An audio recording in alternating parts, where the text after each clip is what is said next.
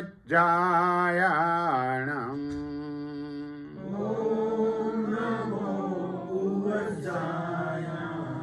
नमो लोये सब्बसाहूणम्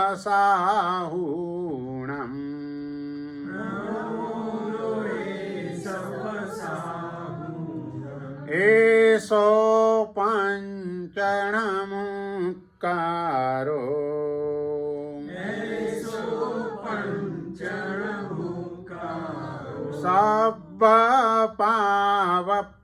सब्बपावपणासनो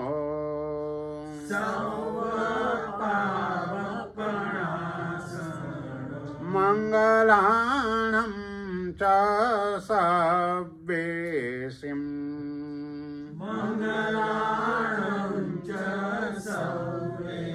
परमं हवै मङ्गलम्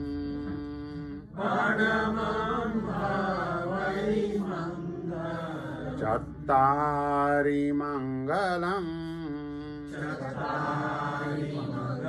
अरिहन्ता मङ्गलम् सिद्धा मङ्गलम्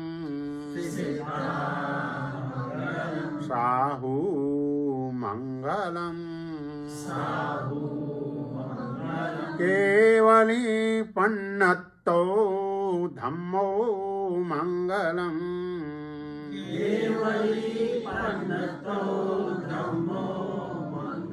चत्तारि लोगुत्तमा अरिहन्ता लोगुत्तमा सिद्धा लोगुत्तमा साहू लोगुत्तमा केवली पन्नत्तो धम्मो लोगुत्तमो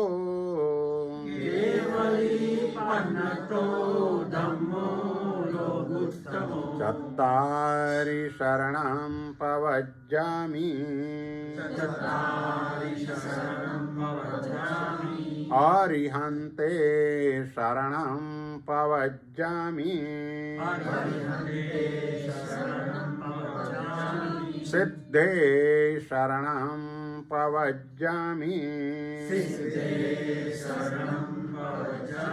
साहू शरणं पवज्जामि केवली पन्नत्तं धम्मं शरणं पवज्जामि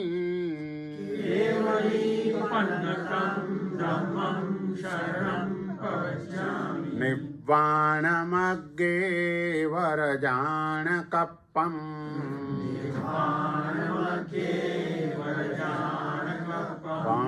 बाणासियासे सकुवायिदप्पम्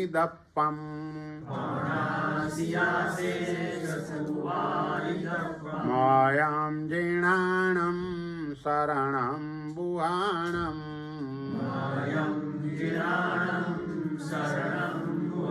नमामि नित्यं तिजगप्पहाणम्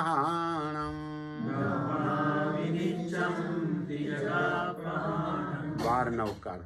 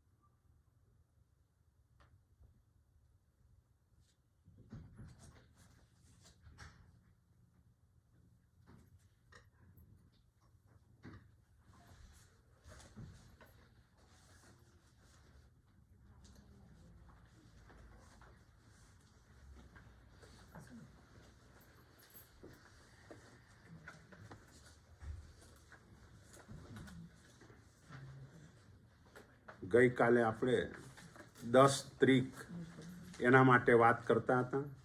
પહેલી ત્રિક બોલો, તમારે બોલવાનું. પહેલી ત્રિક, બીજી, ત્રીજી અને ચોથી પૂજા. બસ આ 4 ત્રિક સુધીની વાત કરેલી. બીજી નિષિદ્ધથી શાનો ત્યાગ થાય? જીન મંદિર સંબંધી, હા બરાબર, એ બાબતનો સર્વથા ત્યાગ થાય. ત્રીજી નિષિદ્ધ ક્યારે બોલવાની? કરતા પહેલા. 3 પ્રદક્ષિણાનું કારણ શું? 3 પ્રદક્ષિણાનું કારણ, હા, દર્શન, જ્ઞાન અને ચારિત્ર. એ 3 રત્નની પ્રાપ્તિ થાય માટે 3 પ્રદક્ષિણા આપવાની. અર્ધાવનત પ્રણામથી શું કરવાનું? સ્તુતિ, પરમાત્માની સ્તુતિ અર્ધાવનત પ્રણામથી કરવાની. બરાબર. સાષ્ટાંગ પ્રણામમાં લાભ કેમ ઓછો છે? હા, જૈના સચવાતી નથી. બરાબર છે. હવે આપણે 3 પ્રકારની પૂજામાં અંગ પૂજા, અગ્ર પૂજા અને ભાવ પૂજા. અંગ પૂજા જે વિઘ્નોને દૂર કરે છે, અગ્ર પૂજા આપણા આત્માનો અભ્યુદય કરે છે, અને ભાવ પૂજા એ કરવા દ્વારા મુક્તિની પ્રાપ્તિ થાય છે. એટલે જ બોલીએ છીએ ભાવે કેવળ જ્ઞાન. ભાવ ધર્મ કે ભાવ પૂજા પણ આત્માને છેક કેવળ જ્ઞાન સુધી પહોંચાડી દે. એટલે આ 3 પૂજામાં, અંગ પૂજામાં જલ પૂજાની વાત આપણે ગઈકાલે કરેલી. બીજા નંબરમાં ચંદન પૂજા. ચંદન પૂજા આપણે અનામિકા આંગળીથી કરીએ છીએ. જે આપણી આ આંગળી છે આને અનામિકા કહેવાય. આ અંગુષ્ટ, આ તર્જની, કારણ કે બીજાની તર્જના કરવામાં, નિંદા કરવામાં આ આંગળીનો ઉપયોગ થાય. એટલે આ આંગળીને તર્જની આંગળી કહેવાય. ગમે ત્યાં કોઈ પણ વખતે કોઈની નિંદા કરવી હોય તો આ આંગળીનો ઉપયોગ થતો હોય. આ મધ્યમાં બરાબર વચ્ચેની આંગળી, આ અનામિકા અને આ કનિષ્ઠા. બીજી રીતે કેવું હોય તો આ 5 આંગળી એટલે પંચ પરમેષ્ઠી ભગવંતો. અંગૂઠો એ અરિહંત પરમાત્મા. કોઈ પણ માણસ ભણેલો ગણેલો ન હોય પણ એની પાસે સિગ્નેચર કરાવવી હોય તો અંગૂઠાથી કરાવીએ છીએ, કારણ કે અંગૂઠાની રેખાઓ બદલાતી નથી. એમ ભગવાનના વચનો ત્રિકાલા બાધિત છે. આજે ભગવાને રાત્રિ ભોજન ત્યાગનું પરમાત્મા મહાવીર દેવે કહ્યું એમ અનંતકાળ પછી થનારા તીર્થંકર પરમાત્મા પણ આ જ વાત કરવાના છે.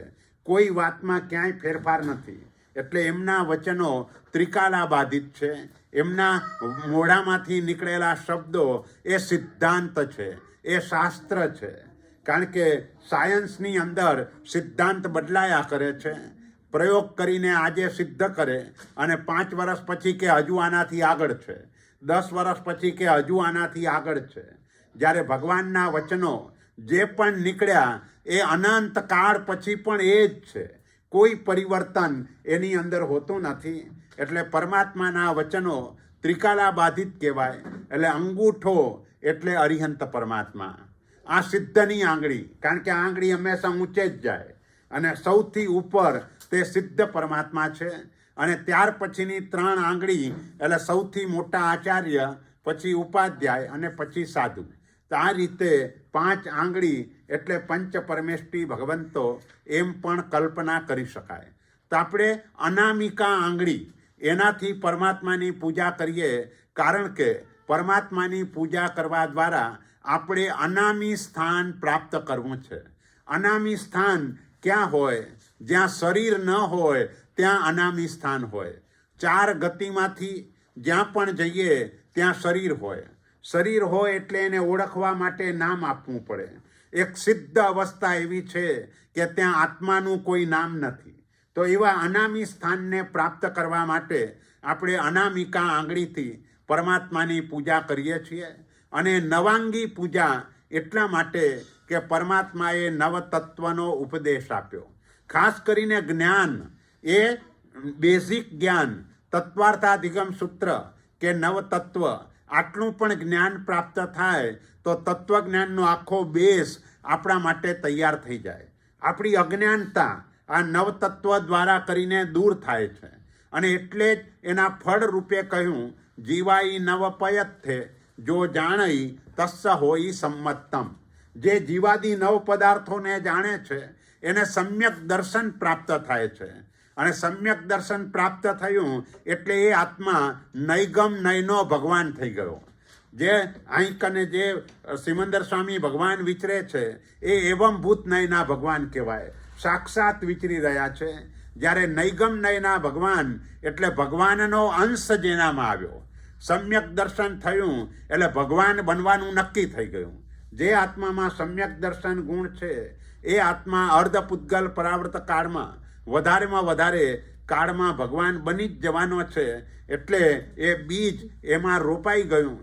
આ પ્રાપ્ત કરવા માટે નવતત્વનું જ્ઞાન એ જરૂરી છે. એટલે ભગવાને અહીં નવતત્વનો ઉપદેશ જે બતાવ્યો કે તત્વાર્થાધિગમ સૂત્ર આજે વધારે ફેમસ છે, એનું કારણ એ છે કે ચારે ફિરક્કાને માન્ય છે. અને ચારે ફિરક્કાને માન્ય હોવાના કારણે અહીં બધા સંઘોમાં મોટા ભાગે બધા સાથે હોય છે. એટલે તત્વાર્થાધિગમ સૂત્રનું મહત્વ થોડુંક વધારે આપણને જણાય છે. પણ પરમાત્માએ તત્વાર્થ સૂત્રમાં 7 તત્વ બતાવ્યા છે. પરમાત્માએ 9 તત્વનો ઉપદેશ આપ્યો છે. પુણ્ય અને પાપ એનો આશ્રવમાં સમાવેશ કરી દઈએ તો 7 તત્વ થાય. એટલે એ રીતે તત્વાર્થમાં 7 અને નવતત્વમાં 9 તત્વનો ઉપદેશ પરમાત્માએ આપ્યો. માટે પરમાત્માની નવાંગી પૂજા એ આપણે કરવાની છે કે જેથી અજ્ઞાનતા દૂર થાય. કારણ કે મનના 3 દોષમાં બીજો દોષ અજ્ઞાનતાનો છે. એ અજ્ઞાનતા દૂર થાય તો જ ક્રિયાની અંદર ભાવ આવે. જ્યાં સુધી અજ્ઞાનતા હોય ત્યાં સુધી ક્રિયામાં ભાવ ના આવે. અને ક્રિયામાં ભાવ ના આવે તો યસ્માત ક્રિયા પ્રતિફલંતી ન ભાવ શૂન્ય. ભાવ વગરની ક્રિયા ફળ આપતી નથી, બહુ જ ઓછું ફળ આપે છે. જેમ નમક વિનાની રસોઈ એનો સ્વાદ ન હોય એમ ભાવ વિનાની ક્રિયાનો પણ કોઈ આનંદ ન હોય. એટલે આ ક્રિયાનો આનંદ એ કોને કહેવાય? કોઈ પણ ધર્મ ક્રિયા કરીએ તો એનો તાત્કાલિક લાભ શું? તો કે તાત્કાલિક લાભ ચિત્તની પ્રસન્નતા. અને ચિત્તની પ્રસન્નતા થઈ ક્યારે કહેવાય? તો કે કપટ રહિત થઈ આત્મ અર્પણા. જો આત્મા 3 શલ્ય વિનાનો થાય તો જ એને ચિત્તની પ્રસન્નતા પ્રાપ્ત થાય. જ્યાં સુધી 3માંનું એક પણ શલ્ય હોય ત્યાં સુધી ચિત્તની પ્રસન્નતા આત્માને પ્રાપ્ત થતી નથી. એટલે પરમાત્માની પૂજા એ કર્યા પછી જો ચિત્તની પ્રસન્નતા જોઈએ છે તો એ ચિત્ત પ્રસન્નતા માટે આ 3 દોષો દૂર થાય તો જ ચિત્તની પ્રસન્નતા પ્રાપ્ત થાય. અનામિકા આંગળીથી પરમાત્માના અંગૂઠે પૂજા કરવાનું કારણ ગઈકાલે આપણે કહેલું કે અંગૂઠો એ વિનયનું પ્રતીક છે. વિનય ગુણની પ્રાપ્તિ થાય માટે પરમાત્માના અંગૂઠે પૂજા કરવાની છે. અંગૂઠા પછી ઘૂંટણની પૂજા કરીએ છીએ. ઢીંચણ, આજકાલ આપણા ઢીંચણ જલ્દી ચાલ્યા જાય છે. પહેલાંના સમયમાં જ્યારે જમવા બેસતા ત્યારે પણ નીચે ઢીંચણીઓ રાખતા હતા અને એ રીતે જમવા બેસતા હતા. એટલે આજકાલ 40-45 વર્ષ થાય અને આ ઢીંચણ ઘસાવા લાગે છે. એટલે એ આપણું વીર્યાંતરાય કર્મ, બસ એનો ક્ષયોપશમ થોડો ઓછો છે. એના કારણે આપણા ઢીંચણ તે ઘસાતા રહે છે. બાહુબલીજી એને પૂર્વજન્મની અંદર 500 સાધુ ભગવંતોની ઉત્કૃષ્ટ વ્યાવચ્ચ કરેલી અને એના કારણે એમનો વીર્યાંતરાય કર્મનો ક્ષયોપશમ એવો ઉત્કૃષ્ટ કોટીનો થયેલો કે ભરત ચક્રવર્તી હોવા છતાંય દરેક યુદ્ધમાં હારતા હતા અને બાહુબલીજી જીતતા હતા. તો એવી રીતે આપણે પણ આ ઢીંચણને સારા રાખવાના છે. ઢીંચણને સારા રાખવા હોય તો ક્યારે રહે કે પરમાત્માની જો ઢીંચણ ઉપર પૂજા કરીએ તો આપણા ઢીંચણ સારા રહે. અને એ ઢીંચણ સારા રાખવા માટે મુખ્યપણે પરમાત્માએ સાધના કરી. આ ઢીંચણના બળની સાધના એ કાયોત્સર્ગ અને ઢીંચણના બળથી ઉપકાર પણ કર્યો. દેશ વિદેશમાં બધી જ જગ્યાએ વિચરીને, વિદેશ એટલે બીજા દેશો નહીં પણ અન્ય રાજ્યોની અંદર પણ વિહાર કરીને કે એ રીતે આપણા ઉપર એમને ઉપકાર કર્યો. એટલે ઢીંચણ દ્વારા સાધના પણ કરી, ઢીંચણ દ્વારા ઉપકાર પણ કર્યો અને એ સાધના અને ઉપકારના બદલાની અંદર આ જ ઢીંચણના બળે એમને કેવળ જ્ઞાનની પણ પ્રાપ્તિ થઈ. એટલે જે 3 જાનું બળે કાઉસગ રહ્યા એ સાધના છે. વિચર્યા દેશ વિદેશ એ ઉપકાર છે. અને ભુજા બળે વિચર્યા દેશ વિદેશ ખડા ખડા કેવળ લયું. બસ આ એનું ફળ, જે પણ કાયોસર્ગની સાધનાને કરી એના કારણે એમને આમ જલ્દી ઊભા જાણે કે કેવળ જ્ઞાન થઈ ગયું એવું બોલાય છે. પણ સાધના જબરજસ્ત કરી એટલે એમ કે ભાઈ જલ્દી કેવળ જ્ઞાનની પ્રાપ્તિ એ રીતે થઈ. એટલે આપણે પણ પરમાત્માના ઢીંચણની પૂજા એટલા માટે કરવાની કે આપણો વીર્યાંતરાય કર્મનો ક્ષયોપશમ થાય અને અપ્રમત્તપણે આપણે ધર્મની આરાધના કરી શકીએ. એ ભાવથી પરમાત્માના ઢીંચણની પૂજા આપણે કરવાની છે. ત્યાર પછી કાંડાની પૂજા. અરિહંત પરમાત્મા જ્યારે ચારિત્ર ગ્રહણ કરે છે એના વર્ષ પહેલાં રોજ એ વાર્ષિક દાન આપવાની શરૂઆત કરે છે. રોજના 1 કરોડ અને 8 લાખ સોના મોહરો રોજનું વર્ષી દાન એમના દ્વારા થતું હોય. પણ તીર્થંકરના પિતા એ પણ જે હોય એ પણ દાનશાળાઓ ખોલે. મલ્લીનાથ પરમાત્માના પિતાએ એવી દાનશાળા ખોલેલી કે જે પણ આવે એને ઉત્તમ ભોજન પ્રાપ્ત થાય. ઘણા બધા તીર્થંકરના પિતાઓએ 3 દાનશાળા ખોલેલી. એક દાનશાળામાં જાય તો એને સુંદર મજાનું ખાવાનું મળે, બીજી દાનશાળામાં જાય તો એને વસ્ત્રો મળે, ત્રીજી દાનશાળામાં જાય તો એને અલંકારો મળે. એટલે આના ઉપરથી નિષ્કર્ષ શું નીકળે? તો નિષ્કર્ષ એ નીકળે કે આ વર્ષી દાન માત્ર જે ગરીબ હોય એ જ લે એવું નથી. શ્રીમંતો પણ આ વાર્ષિક દાન લે. એટલે પરમાત્મા જ્યારે વાર્ષિક દાન આપવાના હોય તેવા સમયે અમુક પ્રમાણમાં હાથી, ઘોડા આ બધી જ સામગ્રી એ રાખે. અને જે વખતે લોકો વર્ષીદાન માટે આવે તે વખતે જેને જે યોગ્ય હોય એ એને આપતા હોય. અને એમાં પણ દ્રવ્ય આપે, એ દ્રવ્યમાં પણ ઓછું કે વધારે હોય તો કાઢી લે. ચમરેન્દ્ર ને બલિન્દ્ર એનું કામ એ છે કે વધારે હોય તો કાઢી લે અને ઓછું હોય તો એમાં ઉપર મૂકી દે. એટલે એ રીતે કરીને બીજા ભવનપતિ દેવો પણ કોઈ દૂરથી આવ્યો હોય તો પછી એને ઘરે મોકલવાનું કામ વાણવ્યંતર જાતિના દેવો કરે. જ્યોતિષ્ક દેવો વિદ્યાધરોને સમાચાર આપે અને એ રીતે વિદ્યાધરોને પણ વાર્ષિક દાન માટે બોલાવે. તો આવી રીતે કોઈ તીર્થંકરના પિતાએ 4 દાનશાળામાં ચોથી જે દાનશાળા એની અંદર જેને જે યોગ્ય હોય, જેને જે આવશ્યકતા હોય તે બધું જ આપે અને રોજ ઉદ્ઘોષણા કરાવે. દરરોજ 1 વર્ષ સુધી આવો પધારો ઈષ્ટ વસ્તુ પામવા નર નારીઓ, એ ઘોષણાથી અર્પતા સાંવત્સરિક મહાદાનને ને છેદતા દારિદ્ર્ય સહુનું દાનના મહાકલ્પથી એવા પ્રભુ હરિહંતને પંચાંગ ભાવે હું નમું.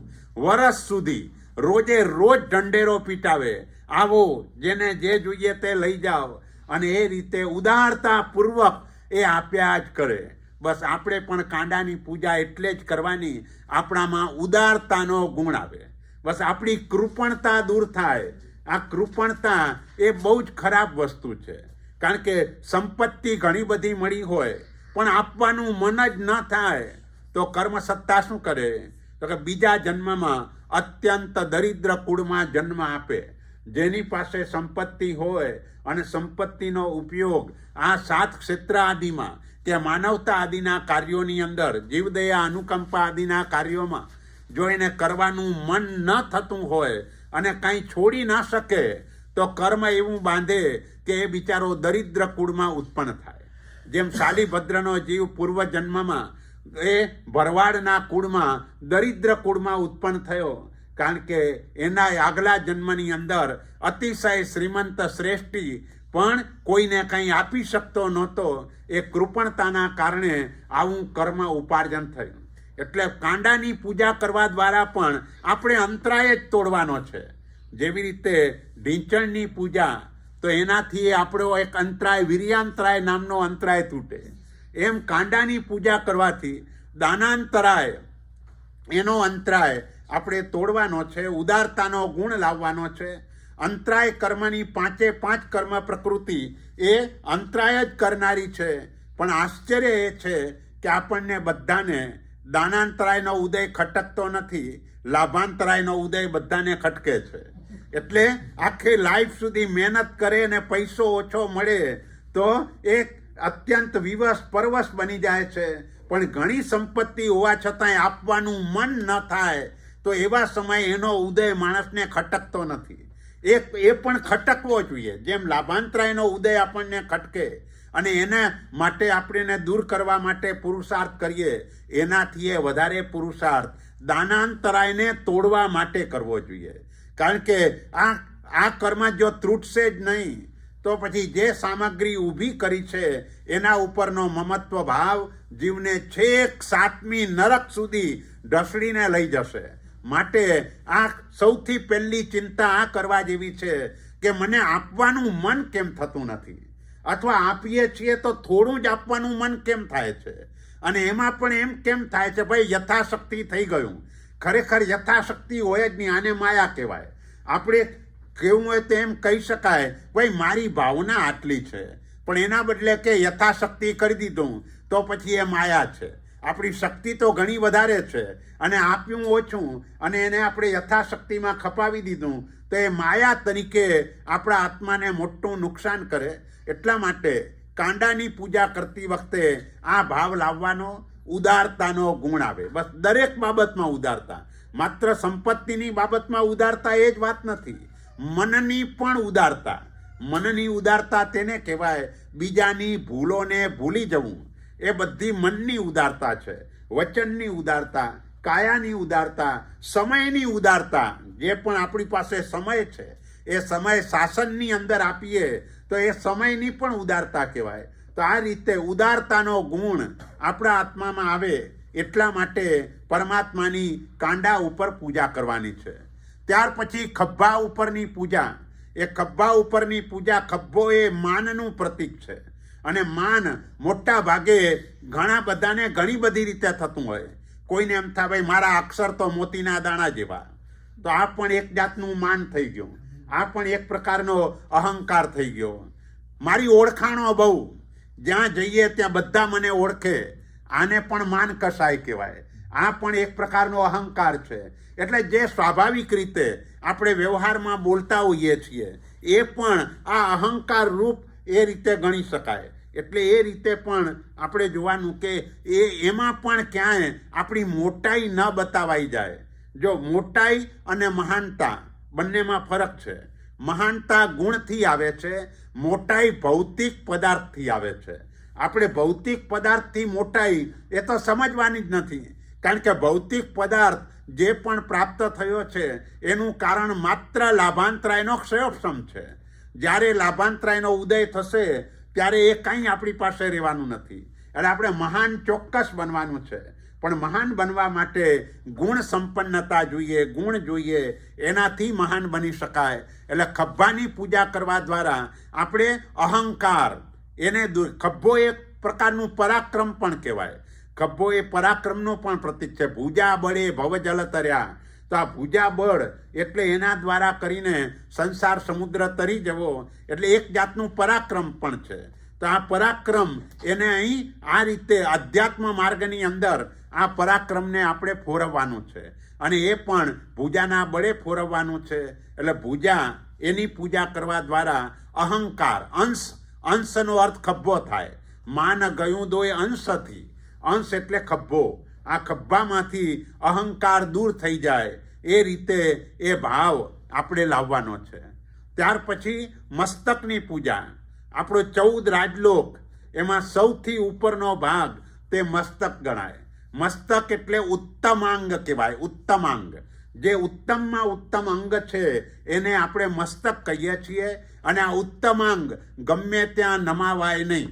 અન્ય દેવદેવીને કે કોઈ પણ જગ્યાએ જઈને આ ઉત્તમ અંગ છે એને નમાવી ન શકાય. એને નમાવવા માટે માત્ર 9 પદજી, બસ ત્યાં જ ખમાસમણ ત્યાં જ અપાય. એના સિવાય કોઈ જગ્યાએ ક્યાંય ખમાસમણ વગેરે આપવાનું નથી. તો આ ઉત્તમાંગ જે મસ્તક છે, તો આપણે મસ્તકના સ્થાને પહોંચવું છે. 14 રાજલોકનું મસ્તકનું સ્થાન એટલે સિદ્ધશિલા.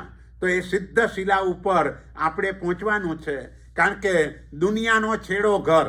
તમે ગમે ત્યાં હરવા ફરવા જાઓ છેલ્લે ઘર યાદ આવે. પણ આપણને આ ઘર જ યાદ નથી આવતું.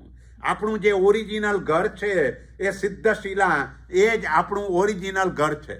સામાન્ય રીતે કોઈ જ્યારે દીક્ષા લેતું હોય ત્યારે આપણે એમ બોલીએ કે હવે એનો ડ્રેસ એક જ અને એડ્રેસ અનેક, આવું બોલાય. જ્યારે પણ દીક્ષા લે એટલે ડ્રેસ એક જ, માત્ર વ્હાઈટ એ જ ડ્રેસ, પણ એડ્રેસ અનેક. રોજ વિહાર કરીને જુદી જુદી જગ્યાએ જવાનું, પણ એ આપણને પણ એ જ લાગુ પડે.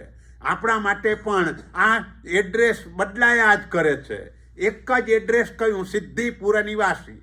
આપણું એક જ એડ્રેસ એ સિદ્ધશિલા, એ જ એક એડ્રેસ છે. બાકીના એડ્રેસો બધા જ બદલાયા કરે છે.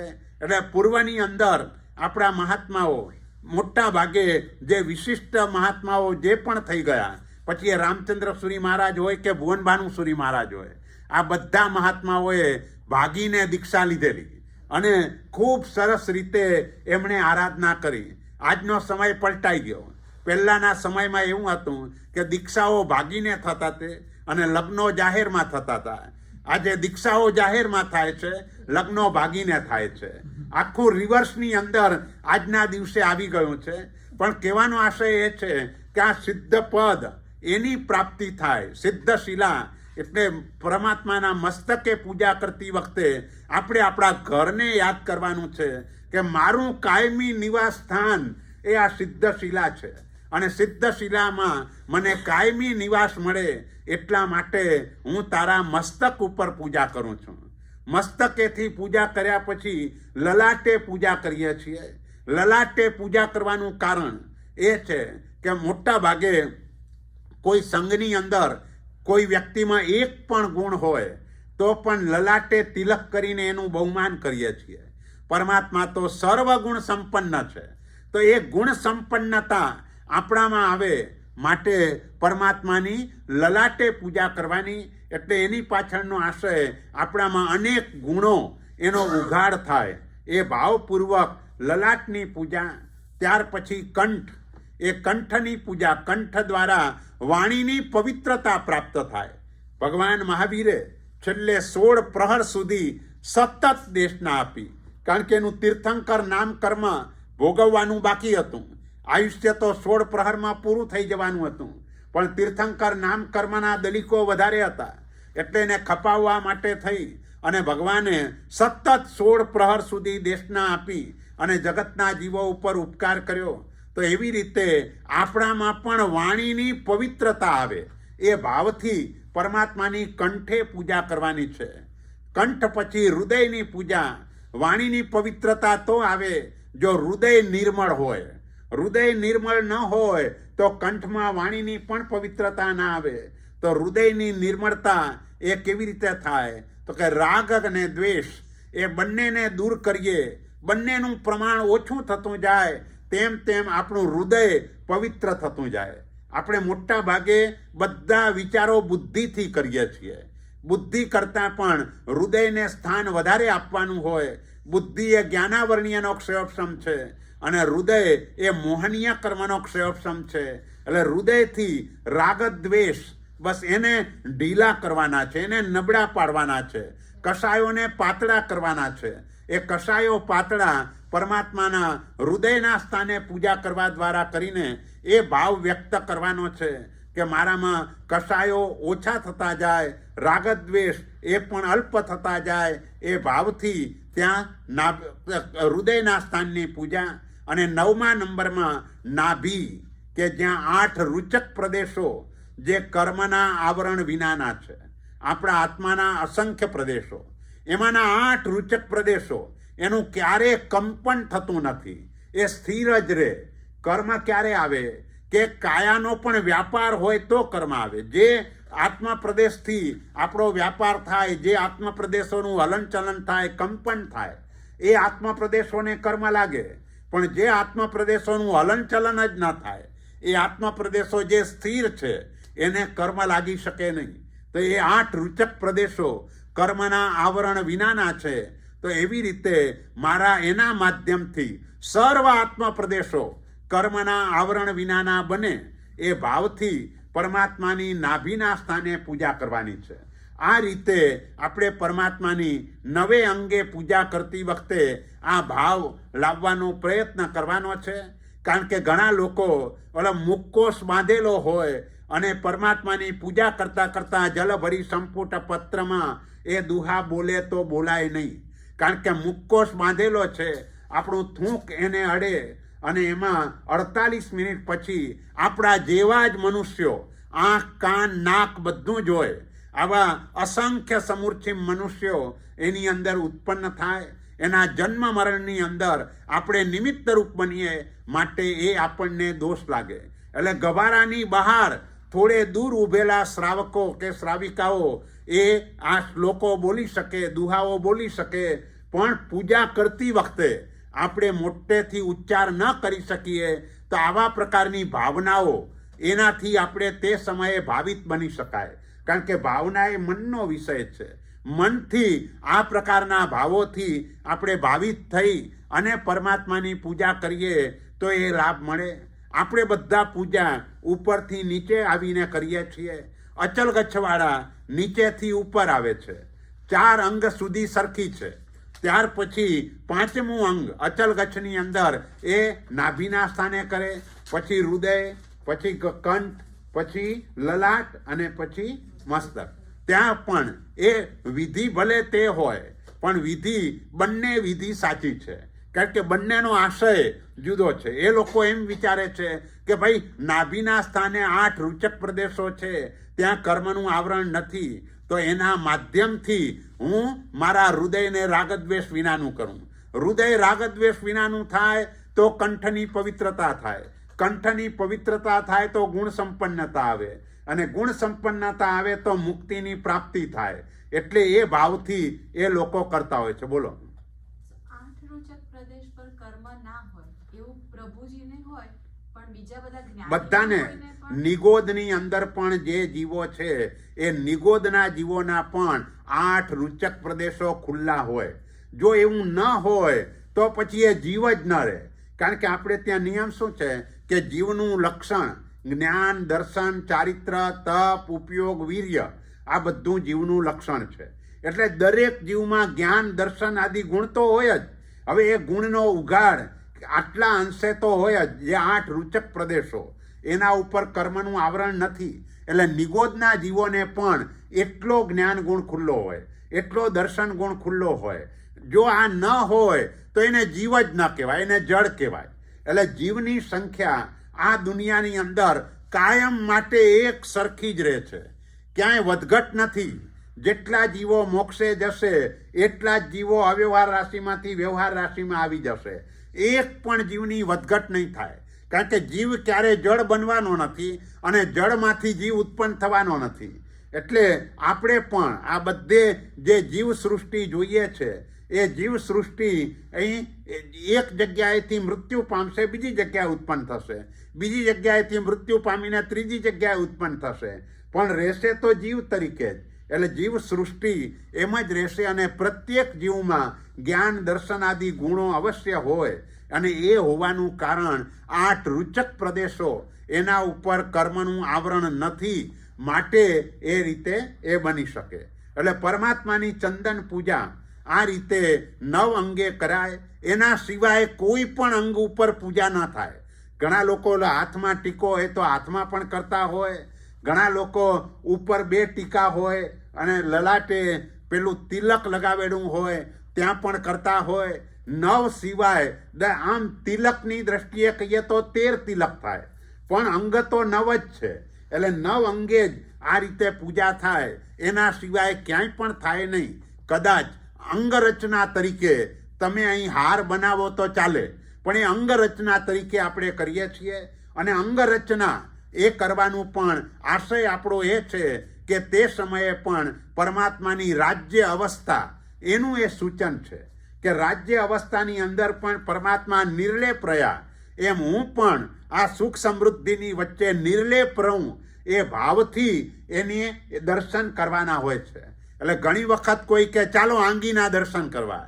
આપણે આંગીના દર્શન કરવા નથી આવતા, આપણે ભગવાનના દર્શન કરવા આવીએ છીએ. કદાચ આ ખોખા ઉપર તમે આંગી કરેલી હોય અને ખોખા અહીંયા પડેલા હોય તો તો અહીં કોણ દર્શન કરે? કોઈ ન કરે. એ ખોખું જ્યારે પરમાત્માને ચડાવવામાં આવે ત્યાર પછી જ આપણે એના દર્શન કરીએ છીએ. પણ દર્શન આંગીના નહીં, પણ એ આંગીમાં રહેલા પરમાત્મા. પણ એ પરમાત્મા માટેનો ભાવ એવો કે દરેક તીર્થંકર પરમાત્મા એ ઉત્તમ કુળમાં જન્મે અને એના કારણે રાજ્યાભિષેક પણ એમનો થતો હોય તો આ રાજ્ય વખતે પણ નિર્લેપ રે, અનાસક્ત ભાવે રે, એમ મારો પણ અનાસક્ત ભાવ વધે એ આશયથી પરમાત્માની આપણે અંગરચના કરીએ છીએ. અને એ અંગરચના પણ કોઈ પણ નકલી દ્રવ્યથી કરાય નહીં. માત્ર સોના ચાંદીનું બાદલું આજકાલ કપડાથી પણ થાય છે, રૂથી પણ થાય છે. આ બધો જ દોષનું કારણ છે. કારણ કે પરમાત્મા 3 લોકના નાથ છે. એને કોઈ નકલી દ્રવ્ય એનો સ્પર્શ સુદ્ધા પણ કરાવાય નહીં. જે પણ મુખ્ય એટલે આપણે તમે જુઓ ગભારાની અંદર ક્યાં એક લોખંડની ખીલ્લી પણ આપણે રાખતા નથી. એટલે જ્યાં પરમાત્મા છે તો 3 લોકના નાથ છે. કોઈ પણ નકલી દ્રવ્યનો સ્પર્શ પરમાત્માને કરાવાય નહીં. એટલે ઉત્તમમાં ઉત્તમ દ્રવ્યો હોય એના દ્વારા પરમાત્માની અંગ રચના આ રીતે કરવાની હોય છે. તો આ પરમાત્માની ચંદન પૂજા એ બીજા નંબરની પૂજા છે. મુગટ ચડાઈ ગયો હોય, મુગટ હોય તો મસ્તક ઉપર પૂજા ના થાય તો શું કરવું? હા, તો તેવા સમયે મુગટ ઉપર જ પૂજા કરીને એ ભાવ લાવવાનો. જો એ શક્ય હોય કે પાછળ આપણી આંગળી નથી જતી તો તે સમયે મુગટ ઉપર જ પૂજા કરવાની. પણ ભાવ એ મસ્તકનો ભાવ રાખીને તે સમયે પૂજા કરવાની. પણ અંગ 9-9ની પૂજા કરવાની. એક પણ અંગને એ રીતે છોડવાનું નહીં. તો આ રીતે પરમાત્માની ચંદન પૂજા. ત્યાર પછી ત્રીજા નંબરમાં પરમાત્માની પુષ્પ પૂજા. એ પણ અંગ પૂજા એ રૂપે જ ગણવામાં આવે છે. આ પુષ્પ પૂજામાં પણ પુષ્પના જેવું આત્માનું સૌંદર્ય વિકસે.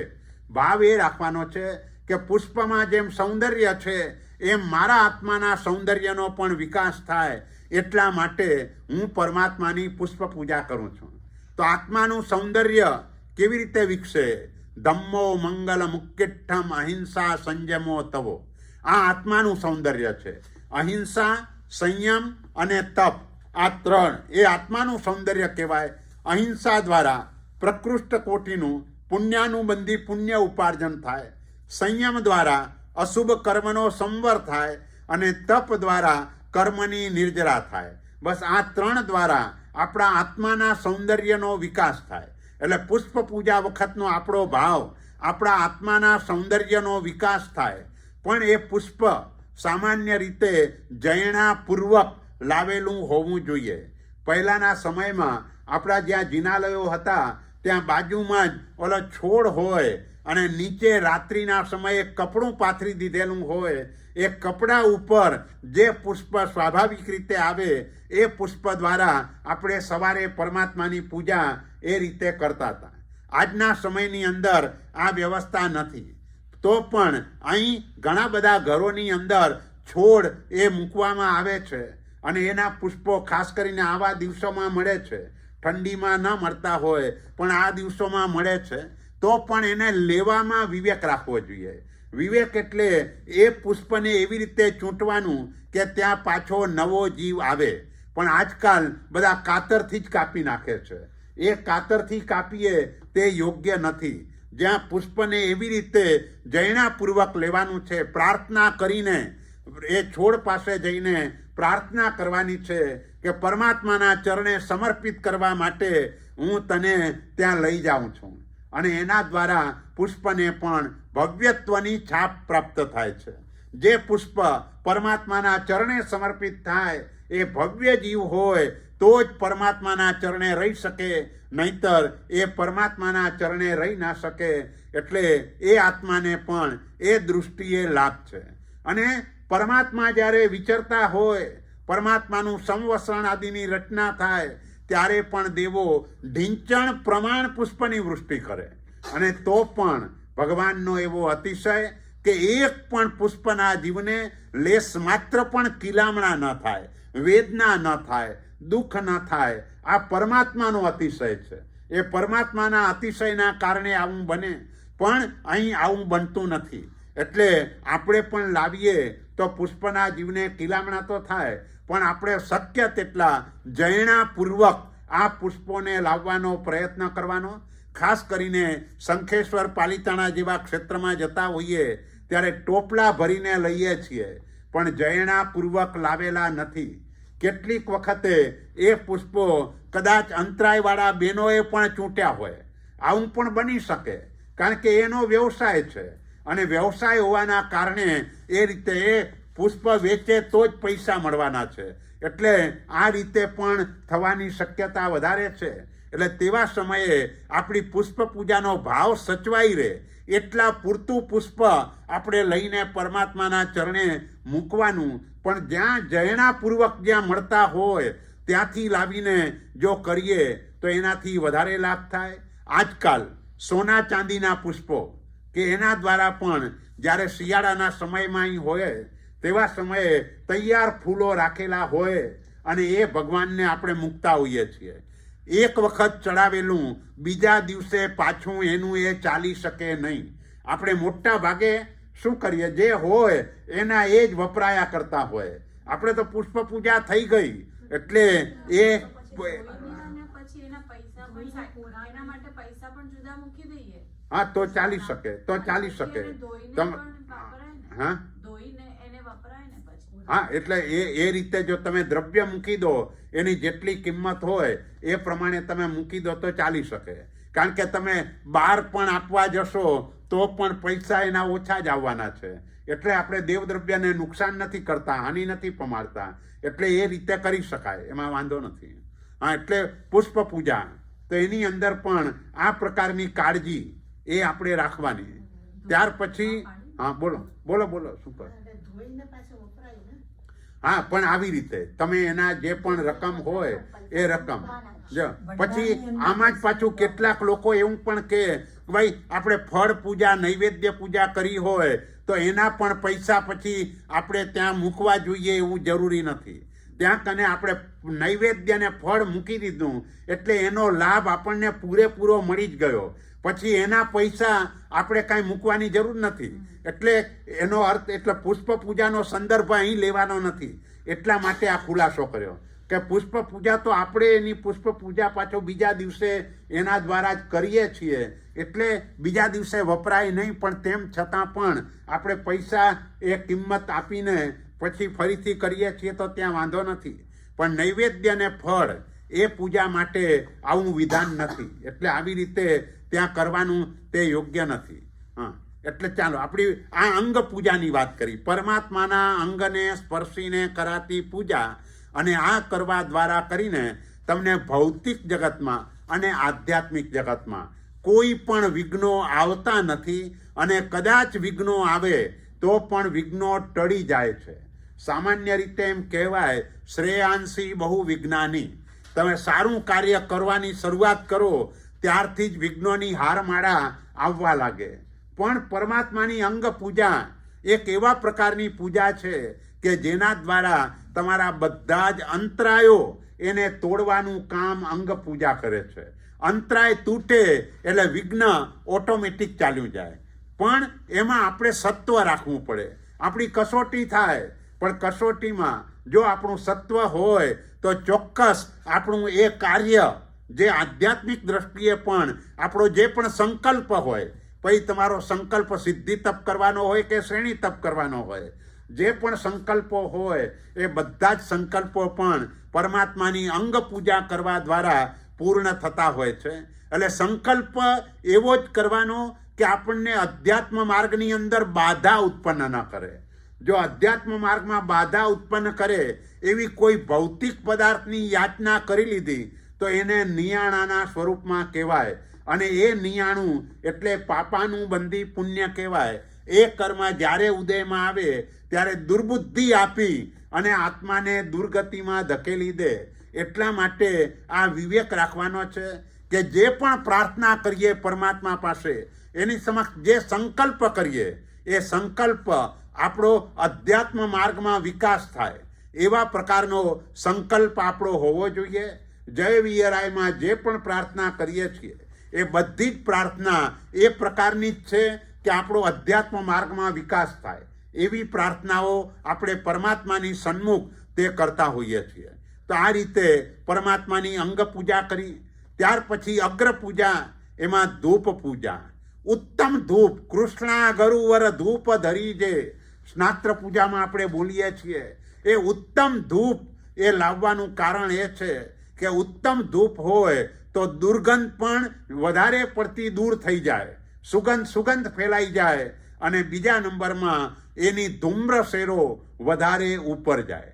ધૂમ્રશેરો ઉપર જાય એ આપણા આત્માનું ઉર્ધ્વ ગમન સૂચવે છે. જેટલી પણ ધૂમ્રશેરો ઉપર જાય એટલું આપણા આત્માનું ઉર્ધ્વ ગમન થાય. અને દુર્ગંધ દૂર કરવી એટલે આપણા આત્મામાંથી મિથ્યાત્વ નામની દુર્ગંધ દૂર કરવી.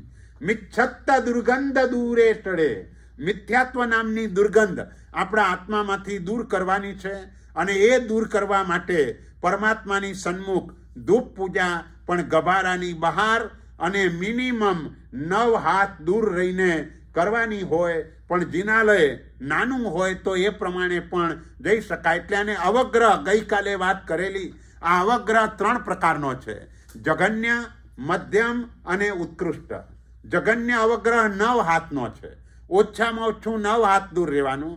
ઉત્કૃષ્ટ અવગ્રહ 60 હાથનો છે, 60 એટલા હાથ દૂર રહીને પરમાત્માના આ પૂજા વગેરે થઈ શકે. જે ધૂપ પૂજા, દીપક પૂજા કે પરમાત્માની સન્મુખ ચૈત્ય વંદન, એ પણ એટલે દૂર રહીને કરીએ તો ચાલે. એનાથી વધારે દૂર રહીએ તો ના ચાલે. એટલે મેક્સિમમ 60 હાથ, મિનિમમ 9 હાથ, અને બાકીનો બધો મધ્યમ અવગ્રહ કહેવાય. એટલે આ અવગ્રહ મર્યાદા કહેવાય. અને એમાં પણ પુરુષોએ જમણી બાજુ અને બહેનોએ ડાબી બાજુ ઊભા રહી અને પરમાત્માની સ્તવના વગેરે કરવાની હોય. એટલે ગભારામાં પણ હસબન્ડ વાઈફ બંને સાથે મળીને પરમાત્માની પૂજા ન કરાય. ઘણી વખત આપણે જોતા હોઈએ છીએ કે બંને સાથે પૂજા કરતા હોય. એટલું જ નહીં, પણ શાંતિ કળશ વખતે પણ કોઈએ જયઘોષપુરી મહારાજ સાહેબને પ્રશ્ન પૂછ્યો કે ભાઈ આ શાંતિ કળશ વખતે હાથ પુરુષનો ઉપર રહે કે બેનનો ઉપર રહે? તે વખતે જયઘોષપુરી મહારાજે ખુલાસો કર્યો કે આમ તો પુરુષનો ઉપર રહેવો જોઈએ, પણ શાંતિ કળશમાં આ રીતે બેસવું તે ઉચિત નથી. તે વખતે કાં તો 2 બહેનો બેસે અથવા 2 પુરુષો બેસે. એટલે આજકાલ જે સજોડા ચાલ્યા છે, આ સજોડા અમુક સમય પછી શરૂ થયેલા છે. અહીં સજોડા ક્યાંય હોય જ નહીં.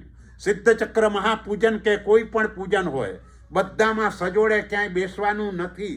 એનું કારણ એ છે કે જીન મંદિરમાં પ્રવેશ કર્યા પછી 9 વાળનું વિશુદ્ધપણે પાલન કરવાનું છે.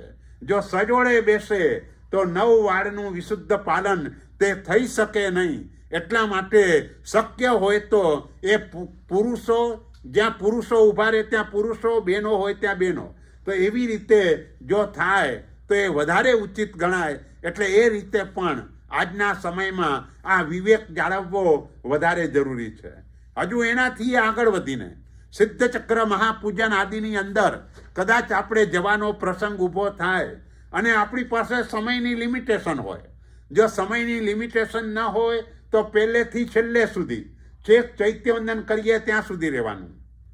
પણ આવું જો શક્ય ન હોય તો પછી શરૂઆતના પૂજનમાં જવાનું, છેલ્લે નહીં. કારણ કે મુખ્ય તો 9 પદની પૂજા છે. આપણે છેલ્લે આવીએ તો દેવદેવીની હોય, એટલે એનાથી આપણા આત્માને એવો લાભ નથી થવાનો. એટલે જ્યારે તમારી પાસે સમયની મર્યાદા છે કે અમુક જ સમય તમે આપી શકો તેમ છો, તો શરૂઆતમાં આવીને નીકળી જઈ શકાય. પછી એ વિચાર નહીં કરવાનો કે વાપરવાનું મોડું શરૂ થશે, એ વિચાર નહીં. એને પ્રધાનતા નહીં આપવાની. આપણી પ્રધાનતા એ પરમાત્માની પૂજામાં આપણી એ પ્રધાનતા છે.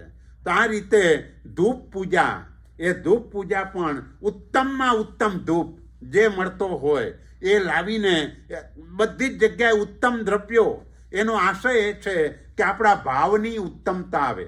આપણા પોતાના બધાને ક્યાંય પણ જો કપડામાં પણ ઓલા સૂટ બૂટ પહેરીને નીકળીએ તો કેવા ભાવ આવે, અને સફારી પહેરીને નીકળીએ તો, પેન્ટ શર્ટ પહેરીને નીકળીએ તો, જબ્બો લેગો પહેર્યા હોય, કેસ ને ધોતી પહેર્યા હોય, આ બધામાં ભાવ ચેન્જ થઈ જાય. જેવા વસ્ત્રો હોય એને અનુરૂપ ભાવ આવે. તો એવી રીતે જેવું દ્રવ્ય આપણે પરમાત્માની સન્મુખ મૂકીએ તે પ્રમાણે આપણા ભાવો આવતા હોય છે. ઘણા લોકો વિચાર કરે હજુ કેરીની શરૂઆત થઈ હોય, નવી કેરી આવી હોય અને દેરાસરમાં લાવીને મૂકે, પણ કોઈ આવીને પૂછે કે આ કેરી તો પૂજારી વાપરી જશે, તો આ મુકાય કે નહીં, કે આના બદલે પૈસા મૂકી દઈએ તો ચાલે કે નહીં. તો આપણે વિચાર જ નથી કરવાનો કે આપણે પરમાત્માને ધરીએ છીએ, આપણે પૂજારીને ધરતા નથી. એનો ઉપયોગ પાછળ ભલે પૂજારીજી કરે, પણ આપણા મનમાં એટલો વિચાર સુદ્ધા પણ આવવો ન જોઈએ. એક વખતે તપોવનની અંદર એક બાળકને પૂછ્યું કે ભાઈ તું આ બધા અભિષેક કરે છે, તું કેમ નથી કરતો? તો કે આટલા બધા ઠંડા પાણીથી હું ભગવાનને નવડાવું તો ભગવાનને ઠંડી ન લાગે? એટલે ભગવાન જીવિત છે એનો અર્થ શું થયો? કે એનો ભાવ એ કે ભગવાન પણ જીવિત ભગવાન છે. તો જીવિત ભગવાન હોય તો જેનાથી મને ઠંડી લાગે તો એનાથી એમને પણ ઠંડી લાગે, એમ કરીને અભિષેક કરવા માટે ના આવ્યો. એટલે કહેવાનો આશય એ છે કે આપણને પણ એ જીવિત ભગવાન લાગવા જોઈએ. જંબુ વિજયજી મહારાજને વાત કરતા કરતા એવી વાત નીકળી કે પ્રાચીન પ્રતિમાજી, ઉદય વલ્લભસુરી મહારાજ એમની જોડે વાત કરતા હશે અને પ્રાચીન તીર્થોના પ્રાચીન પ્રતિમાજી, એ જેવા પ્રાચીન પ્રતિમાજી શબ્દ બોલ્યા એટલે જંબુ વિજયજી મહારાજ સાહેબે રોક્યા કે પ્રતિમાજી રહેવા દો, પ્રાચીન ભગવાન બોલો. પ્રતિમાજીમાં ભગવાનની આસાધના થાય છે. એટલે આપણી સહજ રીતે, આપણી ભાષા જ એવી છે, સહજ રીતે આપણાથી બોલી જવાય છે. એટલે એ રીતે બને તેટલો આપણે એ ઉપયોગ રાખવાનો છે કે જાણે સાક્ષાત પ્રભુ છે, અને સાક્ષાત પ્રભુ છે અને એની પૂજા કરવા માટે આવીએ તો ભાવોમાં કેટલું પરિવર્તન આવે. આખા જાણે ભાવ નિક્ષેપાના ભગવાન આપણા ઉપર જેટલો ઉપકાર કરે એટલો જ ઉપકાર સ્થાપના નિક્ષેપના ભગવાન કરે, એટલો જ ઉપકાર નામ નિક્ષેપાના ભગવાન કરે, એટલો જ ઉપકાર દ્રવ્ય નિક્ષેપાના ભગવાન કરે. એટલે આપણે સાક્ષાત ભગવાન જ સમજવાના છે અને એ રીતે જ આવીને આપણે એની સેવા ભક્તિ કરવાની છે. એટલે અંગલૂછણા કરતાં પણ એ રીતે નાનકડા બાળકનું શરીર કેટલું કોમળતાથી લૂછીએ, બસ એવી જ રીતે અંગલૂછણા પણ એ જ રીતે કરવાના હોય. તમારે અંગલૂછણા કેવી રીતે કરાય એ જો જોવું હોય તો સવારે 5 વાગે ગોરેગામ જવાહરનગરના ગભારામાં આવી જવાનું. આદિનાથ પરમાત્માના અંગલૂછણા અમારો પારસ નામનો એક છોકરો કરતો હોય અને એટલું બધું શાંતિથી કરે. આ પારસ નામ એટલા માટે છે એનું કે પોષ 10મીના દિવસે જ જન્મ્યો છે. એટલે પારસ પણ વર્ષમાં ઓછામાં ઓછી 5 થી 7 વખત 24 છઠ કરીને 7 યાત્રા કરે અને એ પણ પૌષદ કરીને કરે. બંને દિવસ પૌષદ, 24 છઠ અને 7 યાત્રા, આખી પોતાની આરાધના. અને જે દિવસે મેરેજ થયા એ જ દિવસે કીર્તિ યશુરી મહારાજ સાહેબ પાસે જઈને એટલે બ્રહ્મચર્યની બાધા લઈ આવ્યા. બંને જણ અત્યારે સરસ મજાની આરાધના એ રીતે કરી રહ્યા છે. એટલે કહેવાનો આશય એ છે કે જીવંત પરમાત્મા છે એમ સમજીને આ અંગલૂછણા વગેરે આ રીતે કરવાના હોય. એટલે ખૂબ કાળજીપૂર્વક, જરા પણ ઘસ્યા વિના. અહીં તો ઘણી વખતે જોવા મળે બોલા પંચધાતુના ભગવાનમાં ક્યાંક કેસર વગેરે રહી ગયું હોય તો વાળા કૂંચીથી ઘસતા પણ જોવા મળે. વાળા કૂંચી તો સાવરણી છે, એ સાવરણીનો ઉપયોગ ભગવાન ઉપર ન કરાય અને કરવો જ પડે તો એવી રીતે કરવાનો કે આપણે એકાસનું કરીને ઊભા થતા હોઈએ, મુખવાસ વાપર્યો હોય અને દાણાની દાળ ક્યાંક દાંતમાં ભરાઈ ગઈ હોય તો કેટલી કાળજીથી કાઢીએ. બસ એટલી કાળજીથી આપણે એનો ઉપયોગ કરવાનો છે. બાકી વાળા કૂંચીનો ઉપયોગ બને ત્યાં સુધી કરવાનો નહીં. ભગવાનનું શરીર તો અતિશય સુકોમળ છે, એ સુકોમળ શરીર ઉપર સાવરણી કેવી રીતે ઘસાય? એટલે આ બધી ભગવાનની આસાધના છે અને અરિહંતની આસાધના, એનાથી પાપ કર્મ તીવ્ર બંધાય છે અને અરિહંતની ભક્તિ, એનાથી પુણ્ય કર્મ પણ જબરજસ્ત ઉપાર્જન થાય છે. ગોશાળાએ નહીં નીકળે નહીં તો બને ત્યાં સુધી કપડાને ભીનું કરી અને ભીના કપડાથી લૂછવાનો અને એ રીતે કાઢવાનો પ્રયત્ન કરવાનો. હવે એ રીતે જો ન જ નીકળે તો જરૂર પડે તો એકદમ ધીમા, મોટા ભાગે આનો ઉપયોગ, વાળા કૂંચીનો ઉપયોગ ચોખાના દાણા વગેરે ક્યાંય ભરાઈ ગયા હોય. અહીં તો એ પ્રથા નથી, પણ ભારતની અંદર લોકો છેલ્લે ભગવાનને વધાવતા હોય છે. તો વધાવે એટલે એ ચોખા ત્યાં પણ ભગવાનની અંદર ભરાઈ જાય. અહીં તો મોટા ભાગે આપણે જે સ્વસ્તિક જે પાટલા ઉપર કર્યો હોય ત્યાં જ આપણે વધાવી દઈએ છીએ, કારણ કે કંઈ પૂજારીજી આદિની વ્યવસ્થા નથી, એટલે સમજીને જ આપણે એ રીતે કરી દેતા હોઈએ છીએ. પણ જ્યારે આવું બને તેવા સમયે ચોખા ભરાઈ જતા હોય ત્યારે આ રીતે, એટલે કેસર પણ હોય તો મોટા ભાગે ભીનું જે અંગલૂછણું કે કપડું બીજું પણ એ ભીનું કરીને જો આપણે કરશું તો એ નીકળી જશે. જો ગોશાળાએ ભગવાનની આસાધના કરી અને પરિણામ શું આવ્યું, ભલે સમ્યક દર્શન પામી ગયો, એના પ્રભાવથી 12મા દેવલોકમાં પહોંચી ગયો, પણ તો પણ ભગવાનની જે એણે આસાધના કરી એના કારણે 7 નરકમાં 2 વખત જશે ત્યારે એ કર્મ એનું દૂર થશે. 7 નરકમાં 2 વખત, એટલે અત્યારે દેવલોકમાં છે, મનુષ્યમાં આવશે, પછી પહેલી નરક, પાછો 12, પાછો પહેલી નરક, પાછો 12, બીજી નરક, પાછો 12, બીજી નરક, આવી રીતે પહેલીમાં 2 વખત, બીજીમાં 2 વખત, ત્રીજીમાં 2 વખત, એમ 7મીમાં 2 વખત. આટલી બધી એનું કર્મ ત્યારે દૂર થશે. એટલે પરમાત્માની આસાધના, પૂજ્ય ચંદ્રશેખર વિજયજી મહારાજ કોઈ પૂંછ દઈને પણ બહાર નીકળે અને એ કંઈ વાત કરે તો એ કે ભાઈ તને દીક્ષા ન અપાય, ભગવાનની આવી જે આસાધના કરે ને હું દીક્ષા કેવી રીતે આપું, પૂંઠ આપે તો પણ એને દીક્ષા નહોતા આપતા. એટલે આટલા બધા પરમાત્માની આસાધના બિલકુલ ન થાય એની પૂરેપૂરી કાળજી આ જિનાલયની અંદર આપણે રાખવાની છે. એટલે આ ધૂપ પૂજા એ રીતે ઉત્તમ ધૂપ લાવીને કરવાની. અને ત્યાર પછી આપણે જે દીપક પૂજા કરીએ છીએ એ દીપક પૂજામાં મોટા ભાગે આપણે એવું બોલતા હોઈએ છીએ કે અજ્ઞાન અંધકાર દૂર થાય અને જ્ઞાનનો પ્રકાશ ફેલાય. માત્ર આટલું જ પૂરતું નથી.